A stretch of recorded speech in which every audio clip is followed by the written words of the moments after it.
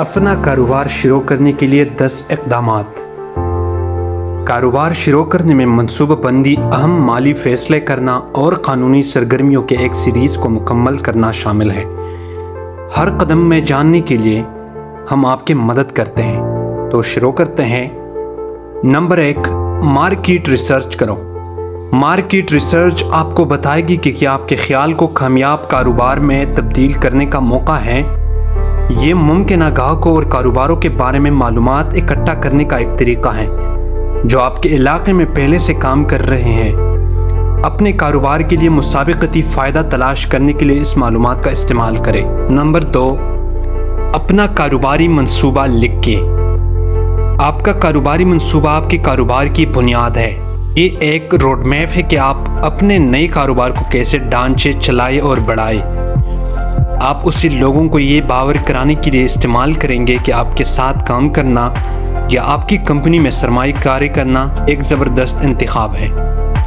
Number 3, अपने कारोबार को फंड दें। आपका कारोबारी मंसूबा आपको ये मालूम करने में मदद करेगा कि आपको अपना कारोबार शुरू करने के लिए कितनी रकम दरकार होगी। अगर आपके पास वो रकम नहीं है तो आपको या तो सरमाया बढ़ाना होगा या कर्ज लेना होगा। खुशकिस्मती से आपको मतलूबा सरमाया तलाश करने के पहले से कहीं ज़्यादा तरीक़े हैं। नंबर 4, अपने कारोबारी मुकाम का इंतखाब करें। आपका कारोबारी मुकाम इन अहम फैसलों में से एक है जो आप करेंगे। चाहे आप ईंटों और मार्टर का कारोबार कायम कर रहे हों या ऑनलाइन स्टोर शुरू कर रहे हों, आप जो इंतखाब करते वो आपके टैक्स, कानूनी तकाज़ों और आमदनी को मुतासिर कर सकते हैं। नंबर 5, कारोबारी ढांचा का इंतखाब करें। आप अपने कारोबार के लिए जो कानूनी ढांचा मुंतखब करते हैं उससे आपके कारोबार के रजिस्ट्रेशन की ज़रूरियात, आप टैक्स में कितनी रकम अदा करते हैं और आपकी ज़िम्मेदारी को मुतासिर करेगा। नंबर 6, अपने कारोबारी नाम का इंतखाब करें। कामिल नाम का इंतखाब करना आसान नहीं है। आप ऐसा चाहेंगे जो आपके ब्रांड की अक्कासी करे और आपकी रूह को अपनी गिरफ्त में लें। आप ये भी यकीनी बनाना चाहेंगे कि आपका कारोबारी नाम पहले से ही कोई और इस्तेमाल नहीं कर रहा है। नंबर 7, अपने कारोबार को रजिस्टर करें। एक बार जब आप कामिल कारोबारी नाम मुंतखब कर लेते हैं तो उसे कानूनी बनाने और अपने ब्रांड की हिफाजत करने का वक्त है।